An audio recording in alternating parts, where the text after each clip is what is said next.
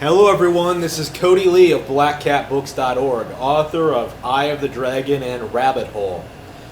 Man, oh man, oh man, oh man. I so deeply regret not being able to do like any live reactions this E3.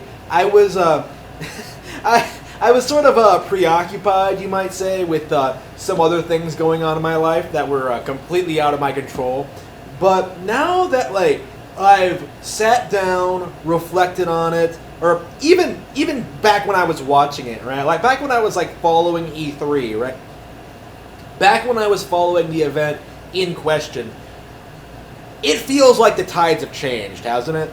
Like not only is Nintendo being heralded as rightfully so, as being the biggest, most exciting show at E3, more and more often I'm seeing gamers, people in the community, people who are maybe not quite as well informed as I am, who aren't quite on top of like everything that's going on in the world of videos, like saying the same thing.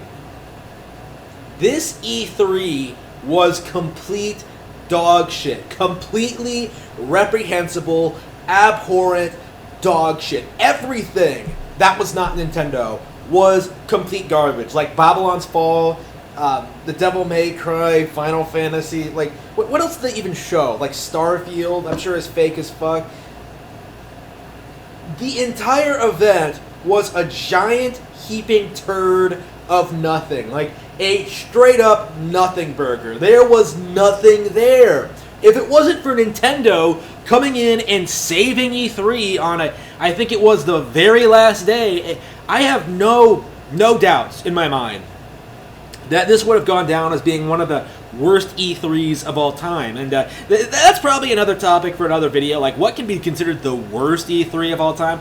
I have to say, like, it has to be this one, right? Because, like, I said 5 years ago, that like 5-10 years ago, that like these third parties are completely out of touch, they have no idea what they're doing, nothing that they're releasing is any good, and it kind of took people a while to get there, to acknowledge that like game journalists are corrupt, hashtag Gamergate, to acknowledge that like PlayStation exclusives aren't that good, to acknowledge that there's really no benefit to owning multiple platforms. Like it's been a slow, gradual move to this point where like people are starting to wake up and realize that like, wait a minute, Nintendo is offering new exciting experiences all the time on Switch. Why the fuck would I ever own another console? Why would I even tune into these directs? Why these presentations? Like, why don't I just watch the Nintendo Direct? Now, the Nintendo Direct was by far the most popular show this E3. It's a complete mess. We are, although the gaming industry does not want to admit it, in the middle of a gaming crash. I mean, the economy in general is crashing, but just in the world of video games, like, the industry is pumping out garbage that no one wants. Square Enix is focusing on trying to salvage Marvel Avengers, making a Guardians of the Galaxy game, trying to, like, squeeze some more money out of the Marvel license.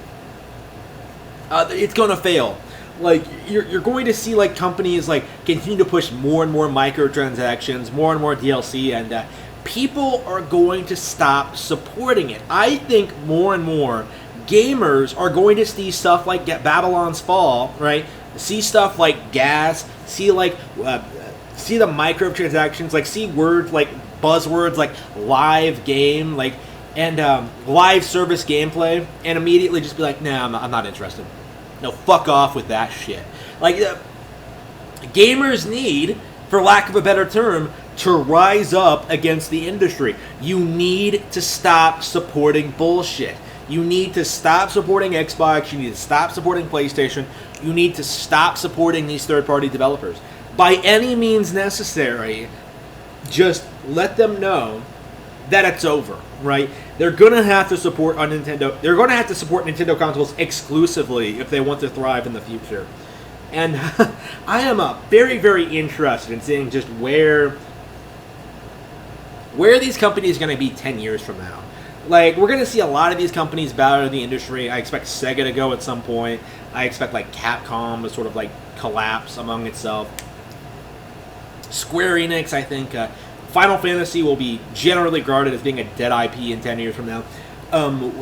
What Konami is already dead. Level 5, Platinum Games, like the list goes on and on and on, and yet Nintendo is doing better than ever. The one company that's been dead since 1886 is going on and just continuing to establish itself as the king of the industry, as rightfully so. Well, the games on Nintendo Switch are just so much better than the competition. I have no idea why anyone would ever consider buying another platform.